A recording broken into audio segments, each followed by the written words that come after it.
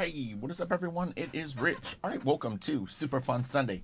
I'm excited about this one. I'm not even kidding. All right, so I, it's difficult to come up with topics for any video. It feels repetitive if you're just always going back to comic books and things like this.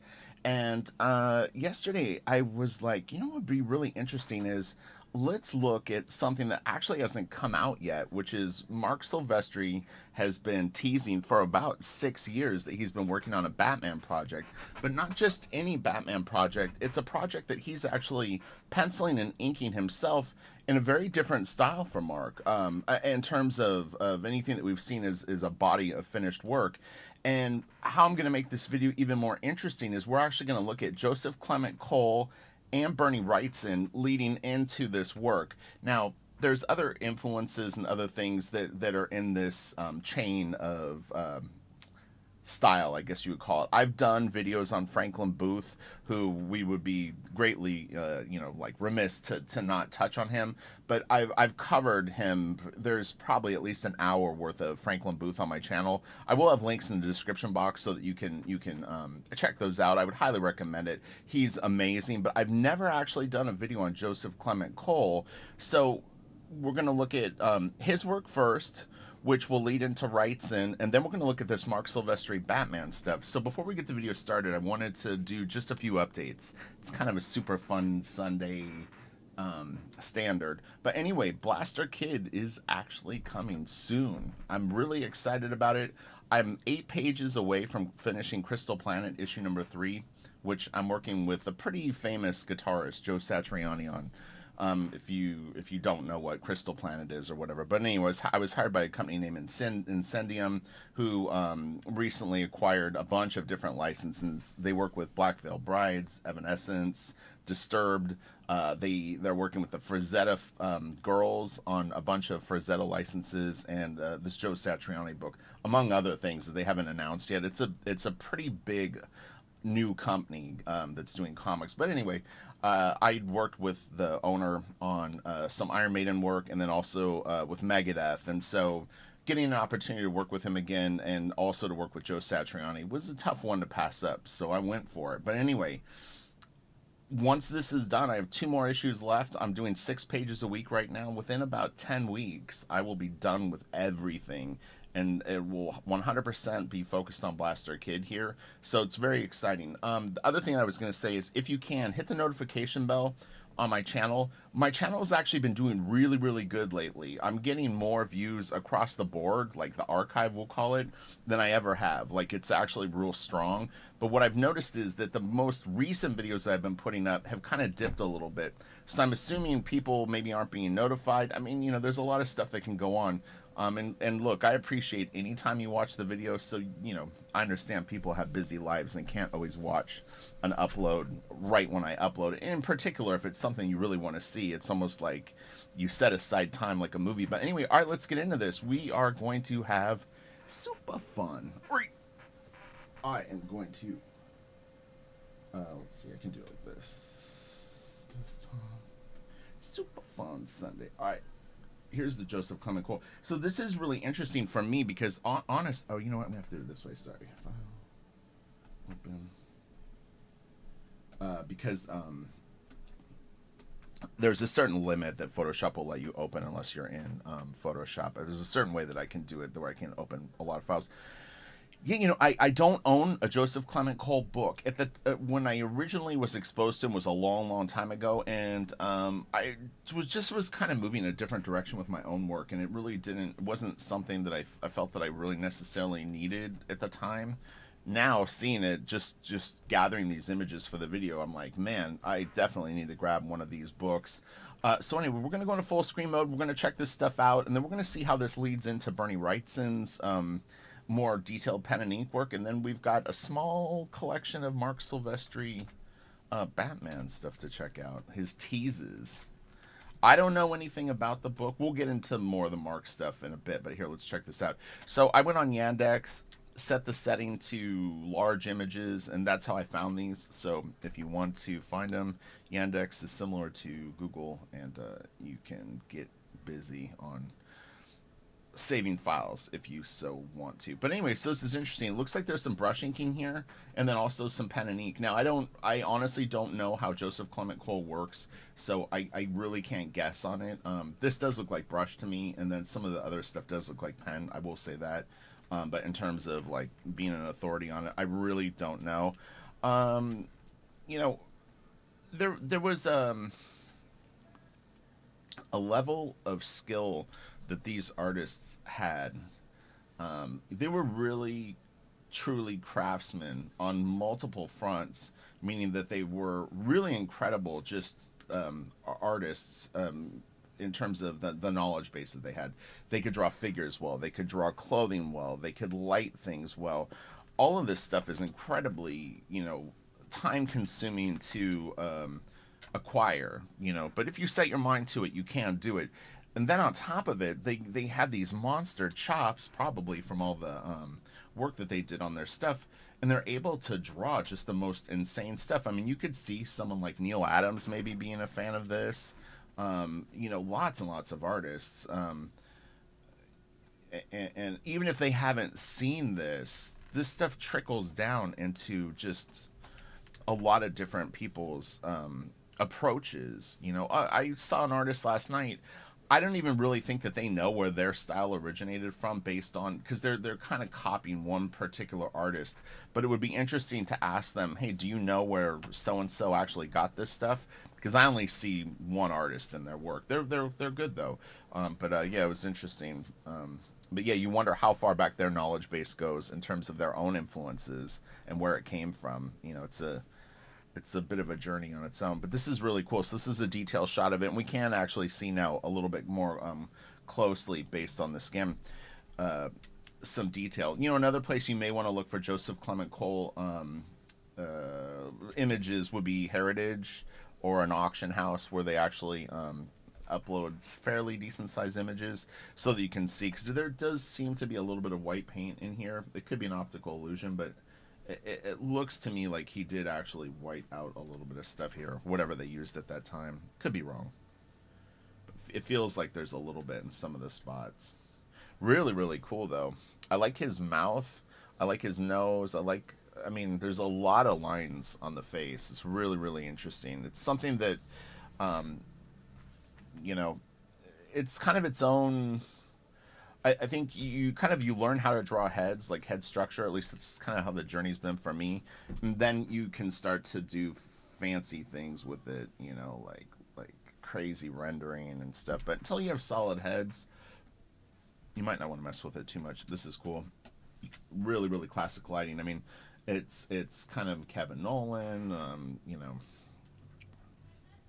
Again, you see the WRIGHTSON. So this isn't the greatest scan in the world. It looks like it's been turned into some sort of like pure grayscale thing. It's a little pixely, but still really, really cool drawing. It's got a lot of energy.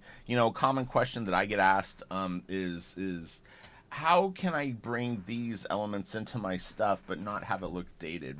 What I generally tell people is it's the content really that you're drawing more than the actual approach itself.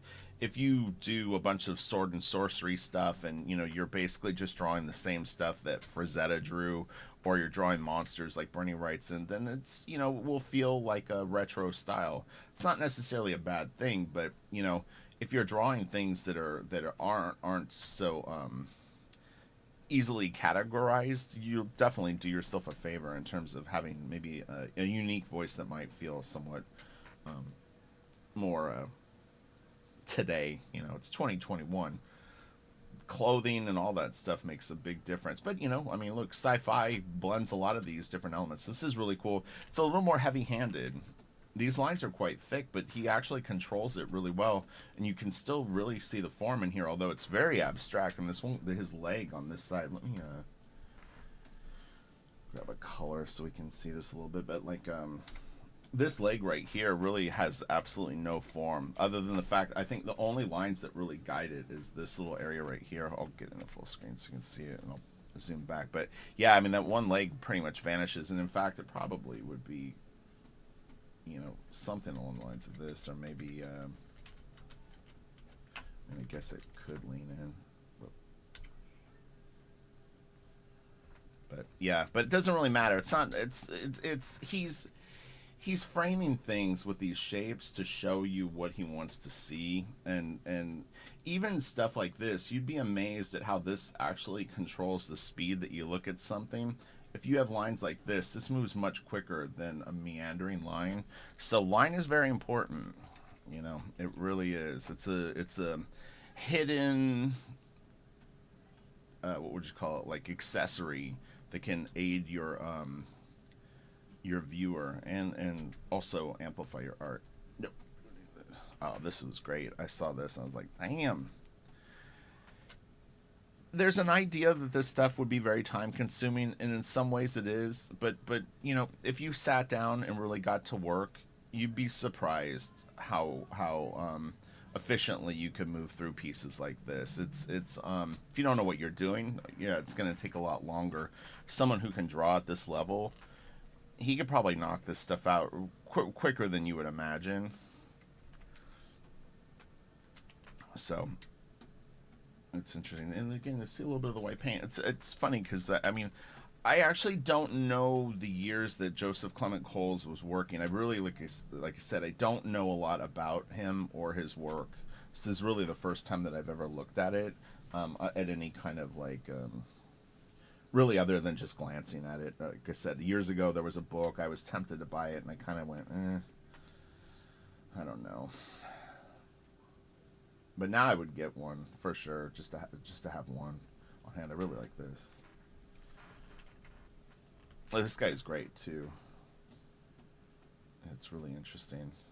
And look, it could have been the book at the time. Maybe the book, you know, the collection of images. There was a book that I passed. I won't say who the artist's name was, but it was a very nice book. I mean, it was put together very, very well. I didn't like the image choices in it, and so I didn't get it. If I said the name of the artist, you would go like, "Wow, that's crazy! You wouldn't pick up that book." I'm telling you, the pieces that they had access to just weren't. There weren't enough really, really great ones in the book to have me want to own it. It was fun to look at, but yeah, I don't regret passing on it. This is great, but you'll see this effect right here. Definitely in MARC stuff. I mean, and it's MARC just drawing. It's not like he referenced this piece, but this is 1000% things that you might see. I mean, you know, look, if someone showed me this right here and said who drew this, I might guess MARC. You know, to be honest, the hands don't really look like MARC, but this really does. It's funny. Like you go, it's a Joker drawing, but he's sitting in like Batman's chair. Oh, look at this. This is cool. I mean, and these are fairly organic shapes for the figures. They're actually more rounded and not so you know, chisely. So it's interesting to me that usually when you see a lot of line work, sometimes the stuff can start to get a little more angular, but he actually keeps pretty soft edges, you know, lots of curves. So that's an interesting little takeaway. Wow, this guy got a bare foot? Oh man, it's nice. Oh, here's his other foot. Let's see what's going on with his pose. This is a tough pose to actually... Oh, okay, never mind. I thought his foot was reversed the other way. This is the top of his foot. This is big toe. I was a little confused of what I was seeing. I thought for a second that his foot was going the other way. I thought this was the big toe and his foot had turned around. You see what I'm saying? Like it looked like that was the way his foot was. And I was like, how did he get his foot turned around backwards? It's optical illusion. Honestly, like it's funny when I see it that way. Now I can't flip it around. What the hell? No, I'm tripping. What? Oh, okay, yeah, it's the top. Now I can see it. That's actually very interesting. Here's his knee. Left. Oh, I love this right here. That's really nice. This in particular, beautiful. Swanky. And this is really, really nice.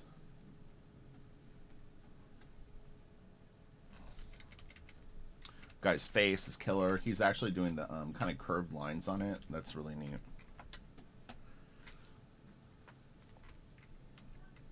again, it's a high level of drawing skill for him to understand the planes and stuff like that. This is nice. Sketching will help though. I've got Patreon, and I do lessons and reviews and just general videos for people, trying to help them be better observers, better artists, better, a better approach to work. But definitely, I mean, it would not hurt any artist on the planet to devote 15 to 30 minutes every morning and just knock out a bunch of quick sketches, gesture sketches. There's a bunch of different websites that you can go to where they have like, they just compile tons of images, and every 30 seconds it'll change, the picture, and you have, a short amount of time to sketch it, but it will actually, over a slow period of time, long period of time, slowly actually increase sort of your visual library and ability to you'll just have a larger catalog of poses and, again, problem solving solutions to things like sleeves or poses and whatnot. It really would help anyone. Anytime I do it, I always walk away with like a new angle, a new position that I could put a figure in that I might not have thought of before. So it really actually does help a lot. This is nice. It could be something as simple as the way that a leg turns, walking away. You might go, oh, I didn't really think of that. But you'd be amazed at how fast you'll be able to draw. I'm really, really quick now. I've always been fast. I just didn't have the information bank to pull it off. I described it as, what was it? Falling downstairs and trying to land on your feet.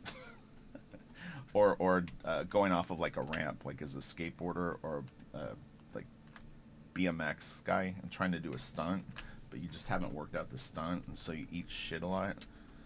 But then once you actually understand the jump, and you have that speed and kind of ballsy approach, it's a pretty powerful combo. This is nice. I like the abstract quality of the design. I'm sure most people would respond to this pretty good. It's very, very cool layout. This is great. This is really cool. Beautiful, beautiful stuff. This is really nice. You'll see this in WRIGHTSON stuff. The no edges, but line work,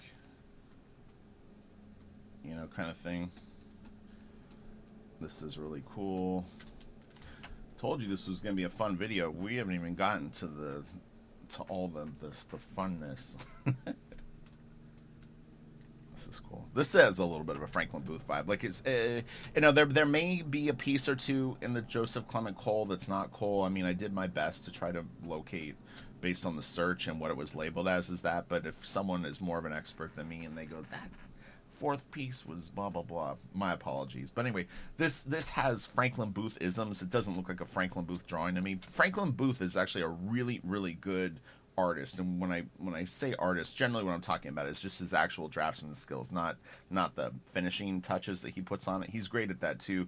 Booth actually draws really, really cool, which is my favorite thing about his stuff. Is I just like his ideas and how he draws, but then the icing on the cake is that he can render the shit out of it, and really, really well. This is nice.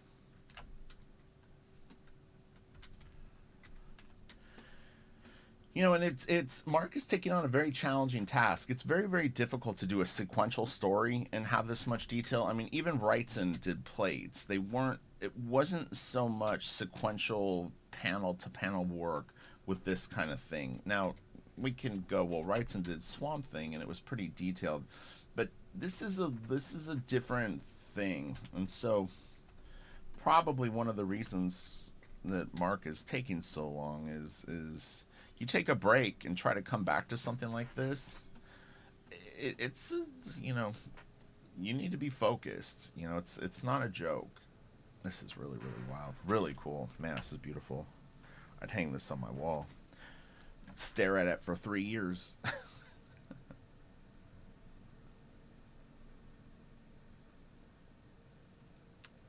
But yeah, I don't think breaks are good for artists. And in fact, I think it's a really, really bad idea.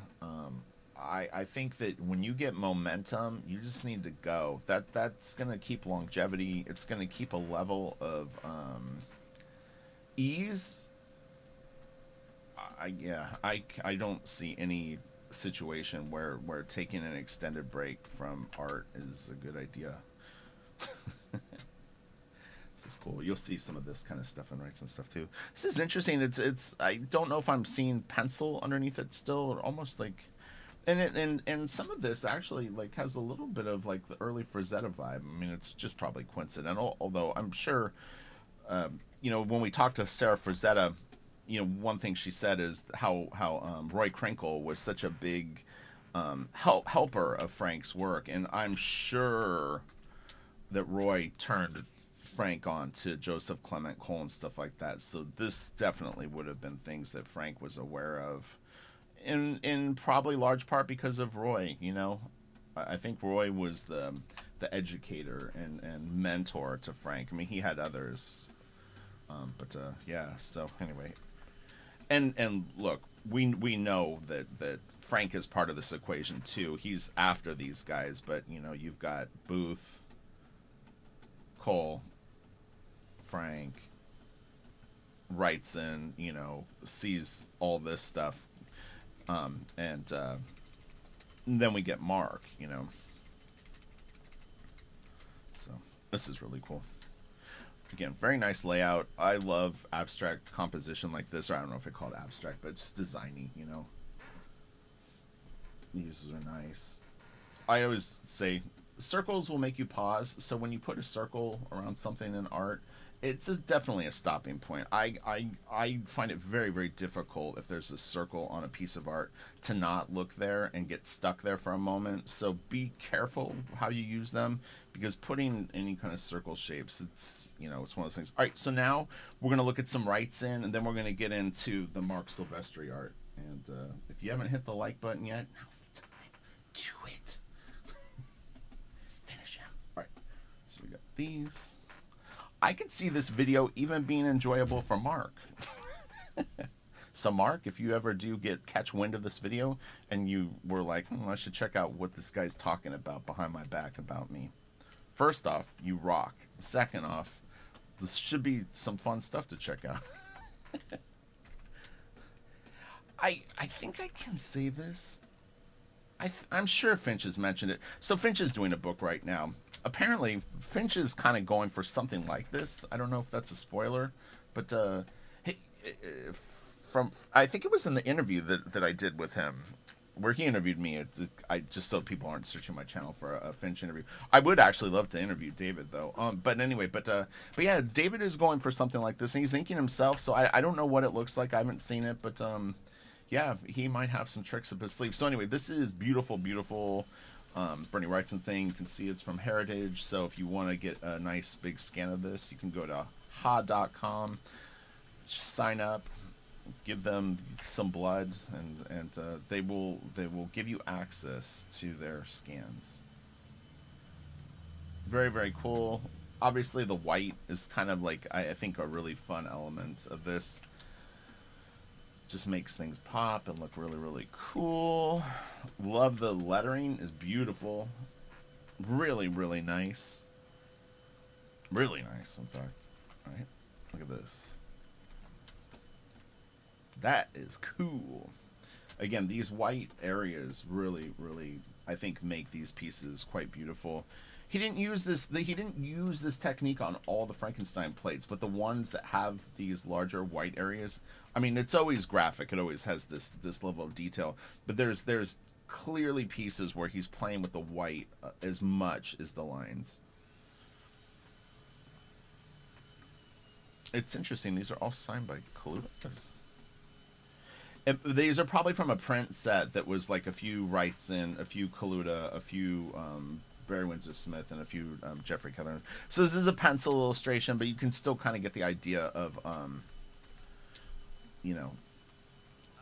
I don't think that I would kind of picture that Bernie would approach the Frankenstein underdrawings a little bit differently in terms of like, he wouldn't probably shade as much. But anyway, it's still really, really cool. Man, look at that. Isn't that wild?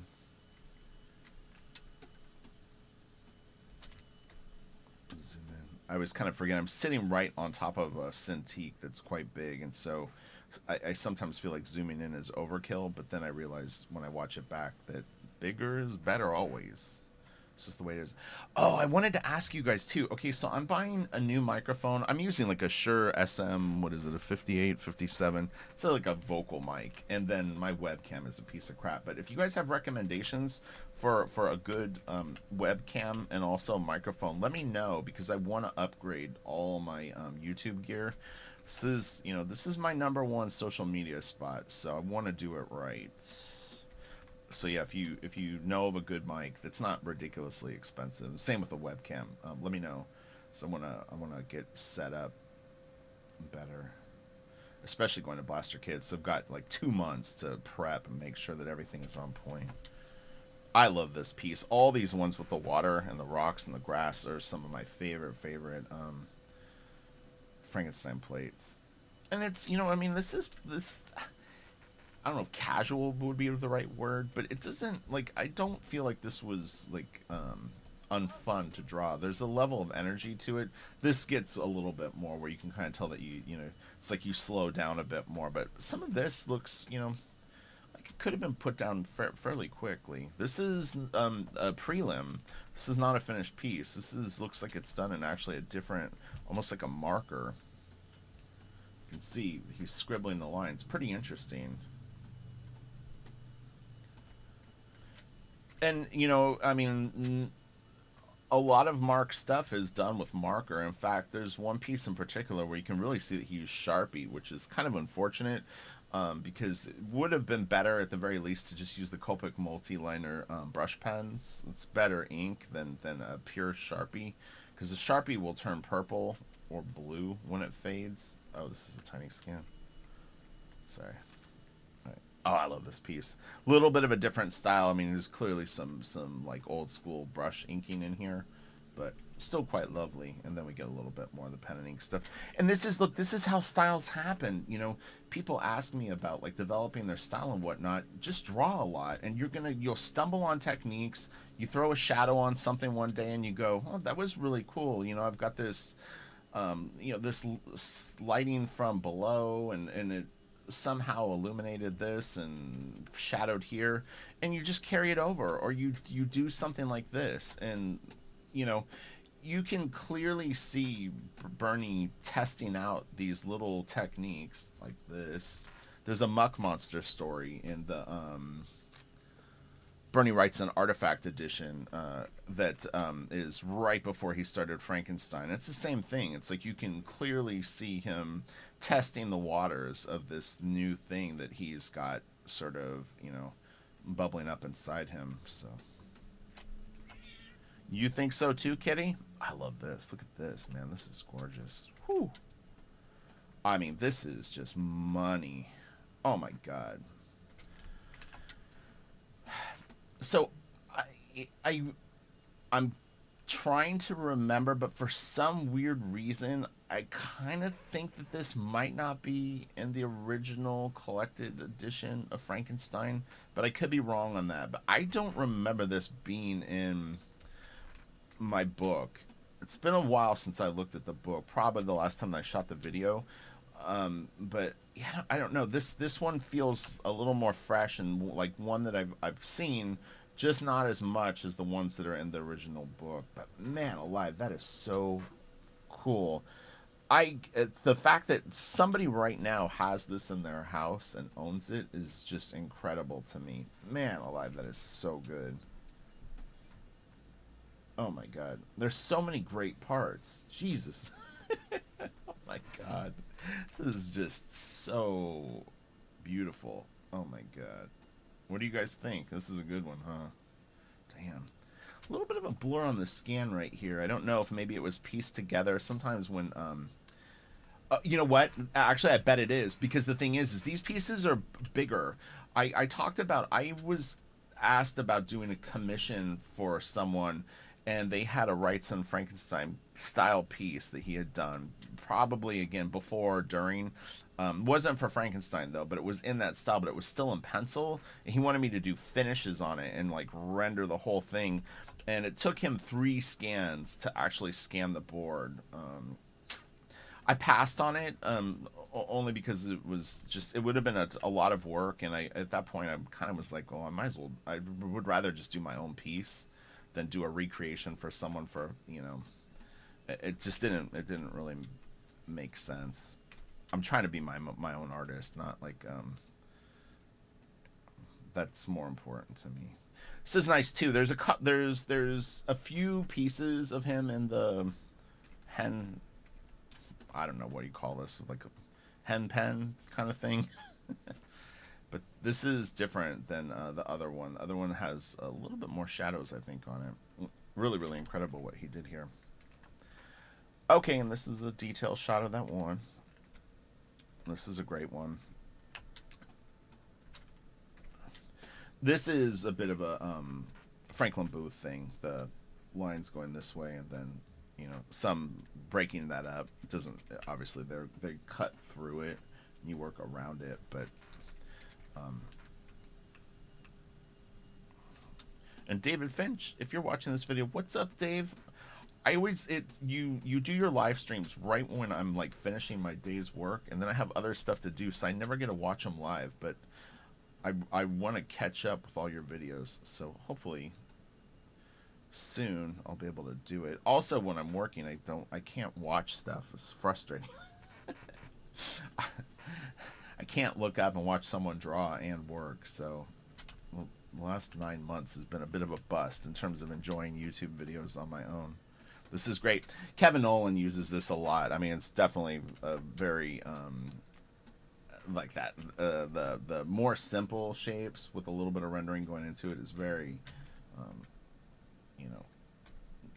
a Nolan-ism that he got from probably WRIGHTSON or one of the other influences. There's a few. This is nice. Would be scary to wake up with this guy nude coming coming into your room and be like, oh, please. All right. We are getting close to being able to look at the MARC stuff. I'm excited.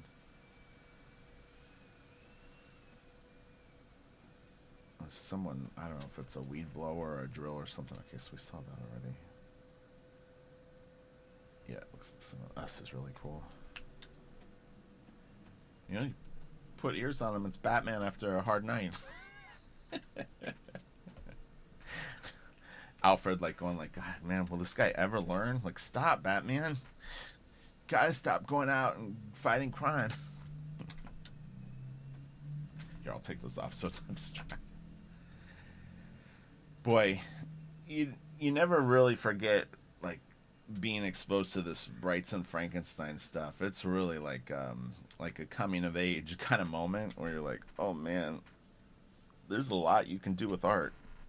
It's a lot to take in. I mean, I've seen it now for years, so it doesn't the shock and awe has not worn off. But I've talked about this before. You can find a few videos of me at Comic-Con, and I think going over some of this stuff, but I talk about the experience of seeing some of the Frankenstein pieces in person, and then if they had a few Frazettas too, and it's like seeing a famous person. When you see them in person and they're sitting right in front of you, it's a very weird experience because there's such a history to the pieces, and it's you picture WRIGHTSON making it up, and then it was published, and you've seen it in a book, and at some point it got sold and it's traded hands. I mean, it really is the piece of art ends up ultimately. This looks a little bit like a Finch piece. It's funny.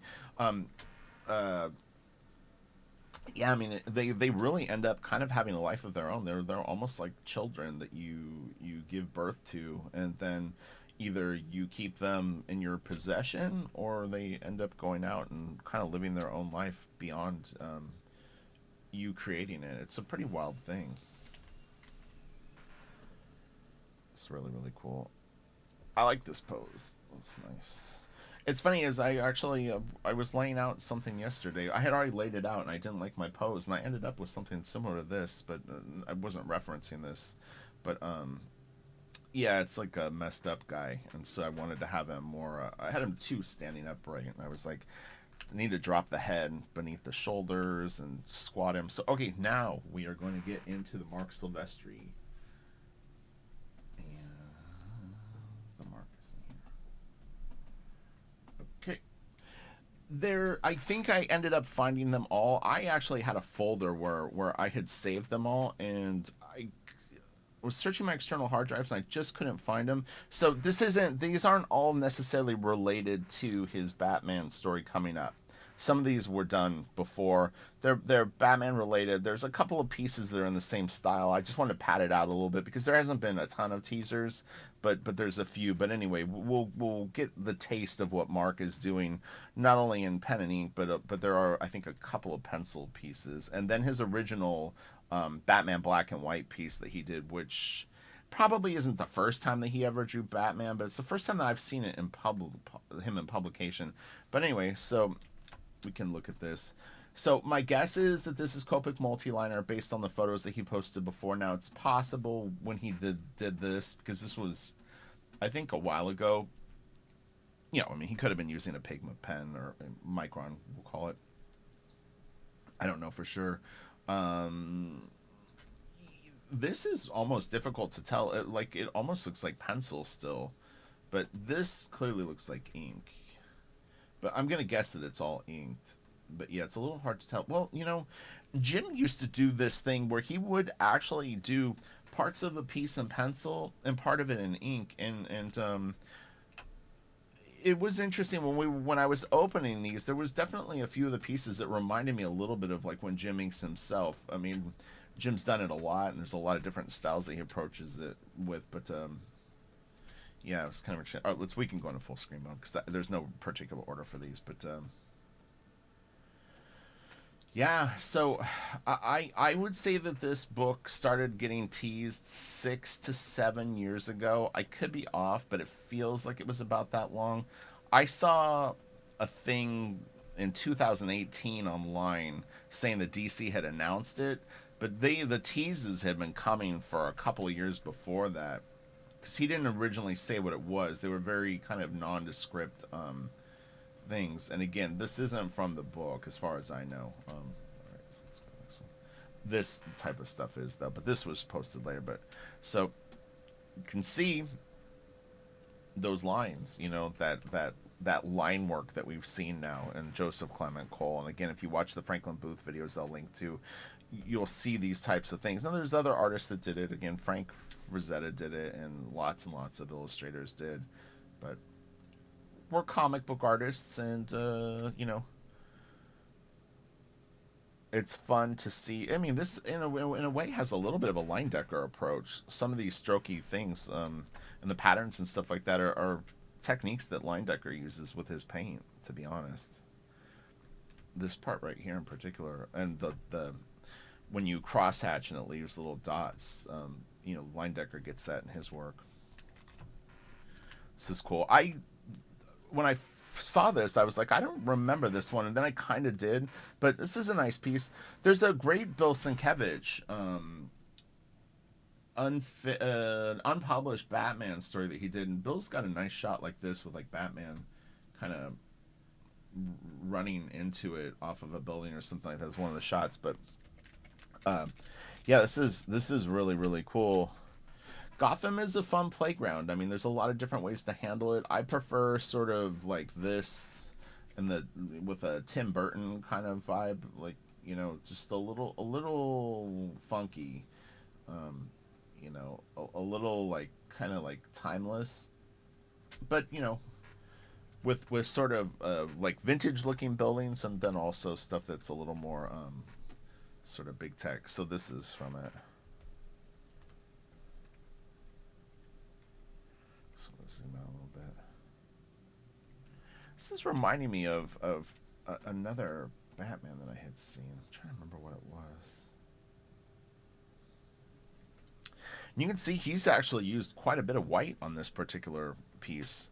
I mean, he really went in and cleaned up a lot of stuff. I don't know if it was lines that he had that were overthrown. I mean, he could really, really be running and gunning. It looks like blue pencil. I don't know, am I tripping? I don't know. It's hard to see what that is. It almost feels like it's part of the paper, but I don't think it is. You know what it is? It's a guideline for the eyes. So that's interesting. I didn't know that Mark actually would do stuff like that. To be honest. So see, you always put in your foundation, even if you're MARC Silvestri. To some extent, you want to make sure that stuff is rocking. Front views are tough. You know, I talk about it a lot because it's. I even got that off. You know, just dang it. But yeah, I mean, things can drift real quick. I mean, the size of the eyes are actually different. This eye is bigger than this one. But anyway, this is really cool. Again, not a Batman related piece, but a similar style. I just thought it was fun. It was a nice big scan too, so it's hard to pass on it. Really, really cool though. This is great. This is awesome. Really, really powerful. I like this. I mean, he just takes the leg and just makes it vanish. Powerful arm. This is cool. Quite black, you know. You run the risk of getting mud here and then having like a weird silhouette, but he actually he nails it pretty good. I like it. He's got the real strong this, and then the curved fingers really work. But yeah, that's a tricky little shot. Monster hands to me are easier to draw than human hands, even in a position like this, or even a fist. I don't know why. I think it's like you just switched gears and kind of they get more knuckly, and the pointy fingers kind of help. This frog is great. He's really cool. This is awesome. Man, it's so good. And he really cut this muscle up. Man, he just really made it a lot of muscles. So he took a few and made it many.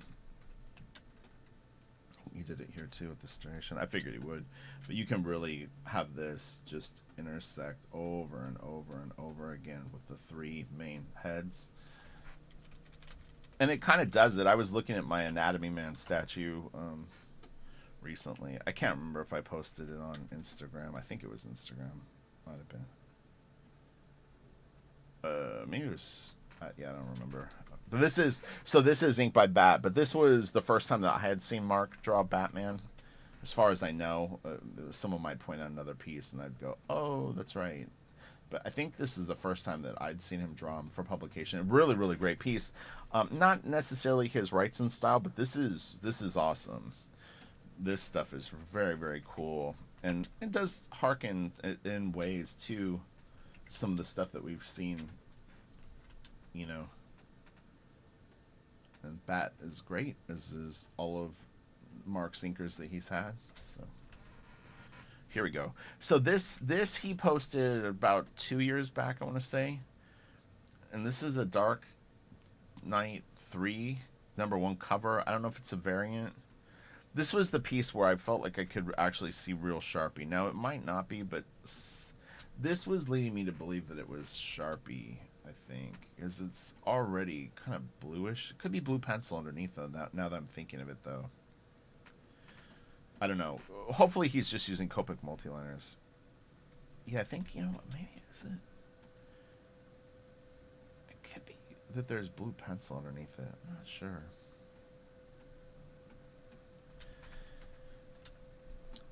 It's interesting because like I have some brush pens that you can actually fill with real India ink. I mean, I would probably use that personally. I'm not talking like what I would do if I was Mark. I'm talking about just for my own work. Is if I was gonna do a really, really marker-ish like thing, there are definitely ways that you can use real India ink. Just I always think of like, you know, archivally speaking, you know, you want this stuff to hold up.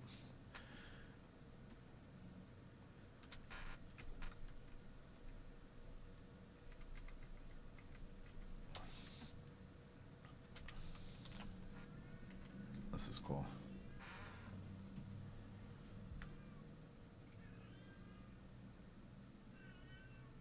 And that's a lot of line work. That would take a while, because you'd really want to be careful. That would take some thought and sort of thinking, because this is probably the size of the panel on the page is about like this.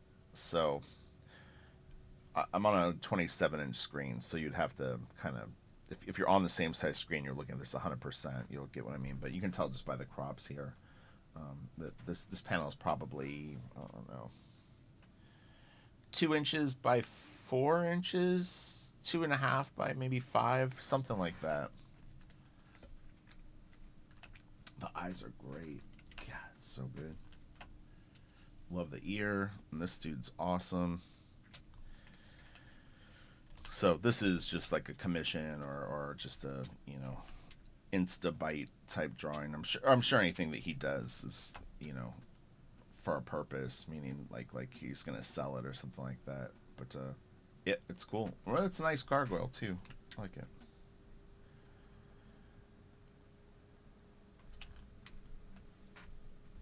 This is all neat. This is kind of 1, 2, 3. Just counting the muscles. This is really cool. Man, gosh. I like the pose.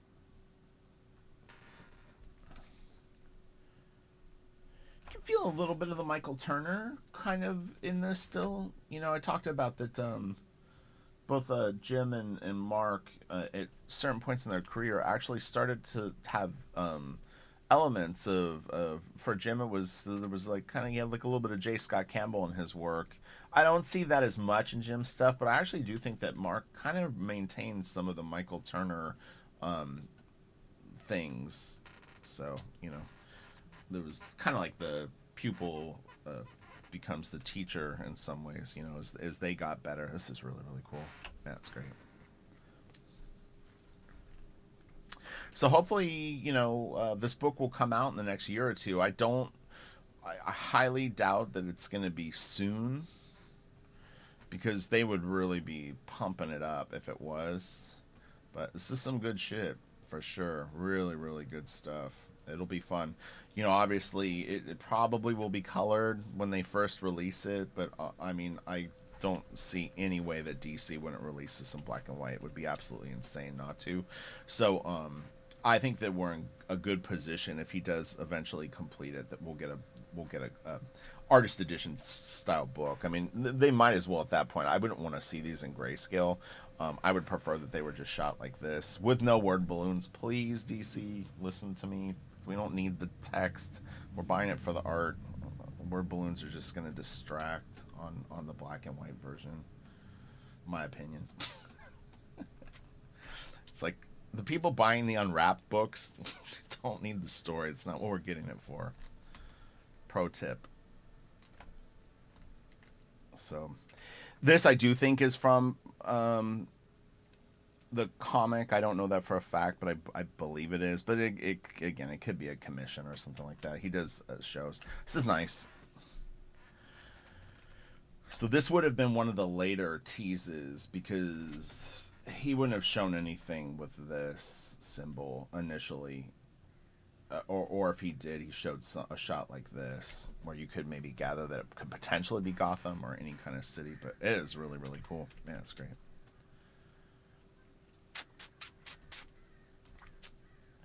So this is a color version of, you know, I can't remember. It's possible, and I don't even know if this is fan art, to be honest. Like this could actually just be some of the colored. I do think I have a black and white copy of it. This was harder to find than you would think online. You have to search Dark Knight was the thing, is I kept looking for MARC Silvestri Batman, and it wasn't coming up. Let me see something really quick, guys.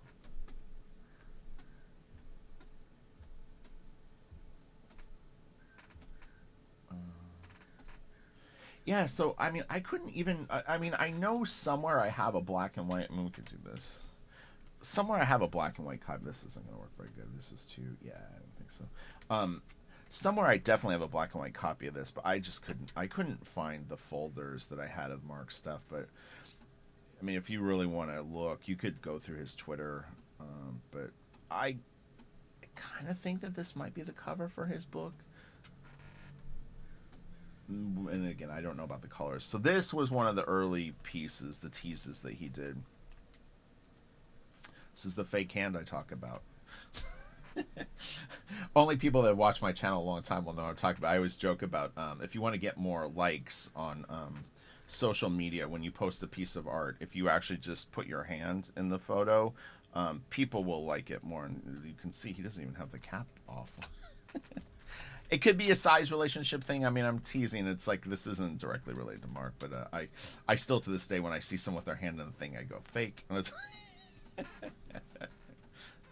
You will get more likes though. I swear to God, it. I I guarantee that. So give it a shot. It's people love to see art in process. So just do it fake. It'll be our little secret. This is so cool. You can see a little bit of the like I would call it like the Franklin Booth sky, but you know, the with the this and then this. I love architecture like this, even though it's very wild, but it's just fun to picture someone in this house. So those parts of it are crooked, honestly, but I'm not going to get into that right now. But yeah, you know, like you just picture like what the rooms have in them, and you know, oh, what like what's up in here? Like if you go up in here, you know, is it like just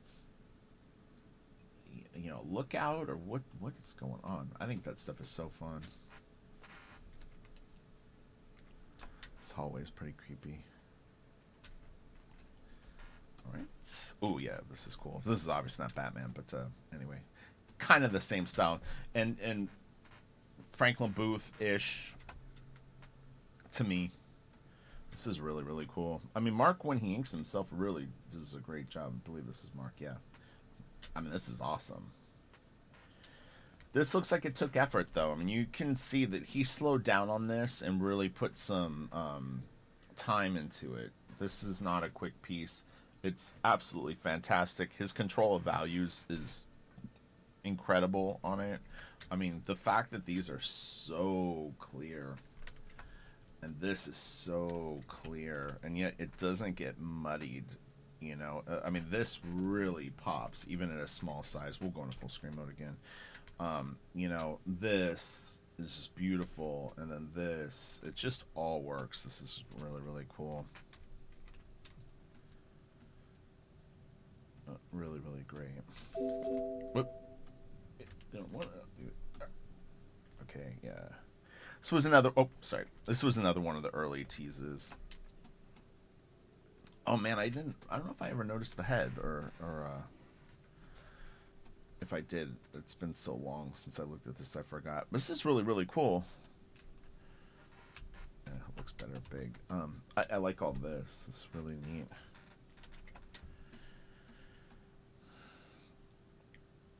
Got the. This is a Copic multi-liner. They're nice pens. I actually do like them. They're more expensive than Microns, but they're refillable. You can pull this out and actually not only replace the tip, but replace the ink cartridge, so you can basically keep the housing for a while and keep switching stuff out. So I generally use the 01. I think that's the size if I'm going to use it.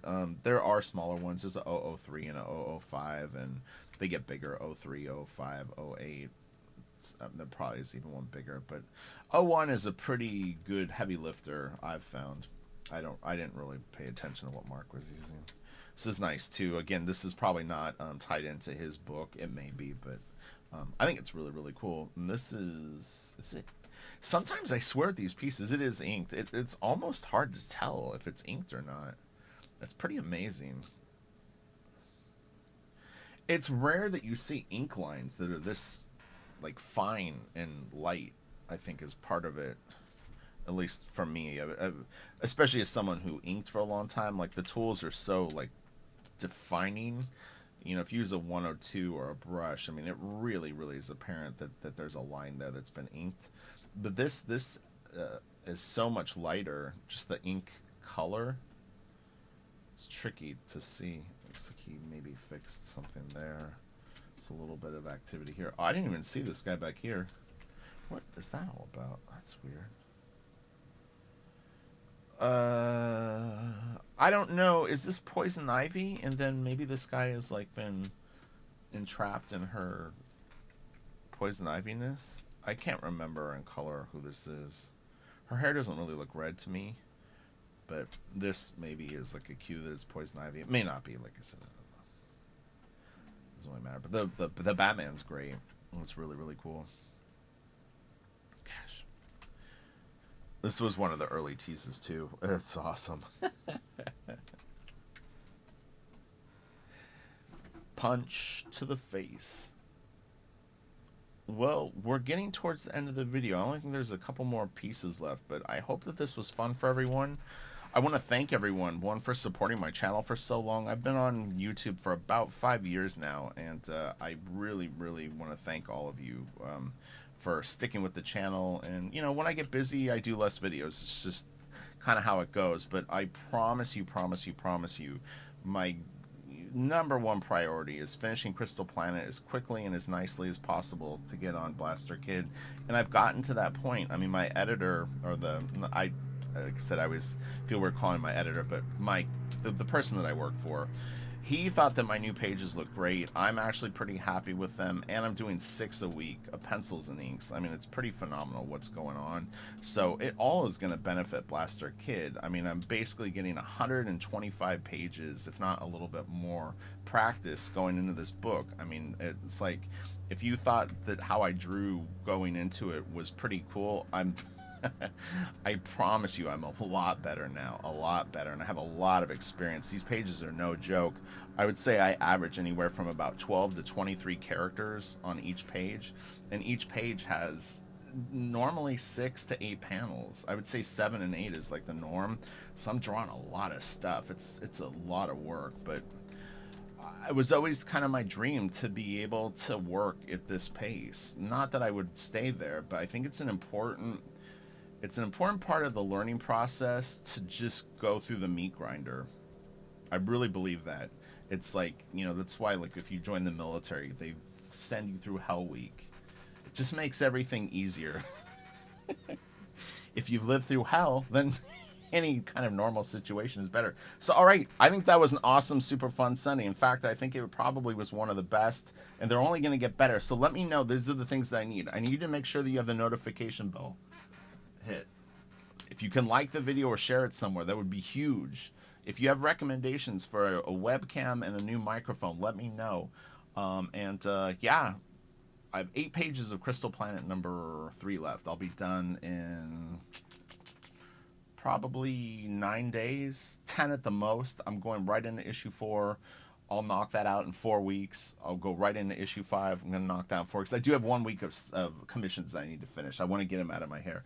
They've been I've had these commissions sitting around for way too long, and I want to get them done. So as soon as I finish issue 3 of Crystal Planet, I have a Joe Quesada Daredevil or Batman. I don't even know. I haven't looked. I think it's Daredevil piece I need to finish. I have a David Finch Death Dealer. I have a Dale Keown Hulk, and Brian Bolin Joker. And I'm gonna do 3 of them. I'm gonna do I'm gonna finish the Quesada Daredevil. I'm gonna do the Dale Keown piece, and I'm gonna do the Brian Bolin thing. I'm gonna do the Death Dealer later because it's not as much of a priority, but that'll be fun. It's a David Finch Death Dealer. I'm doing inks on the figure, and then I'm actually gonna draw some background on it. He didn't pay a lot, so you know, you get what you pay for, kind of deal. But there will be a little bit of background element to it. So, all right, you guys have a great day. Have a fun Sunday. Hopefully you watch this video a few times and soak in all the awesomeness. And, hey, look, we got to see Joseph Clement Cole today. WRIGHTSON and Silvestri. I think that's a pretty good trifecta. So, all right, have a great day. Talk to you later. Bye.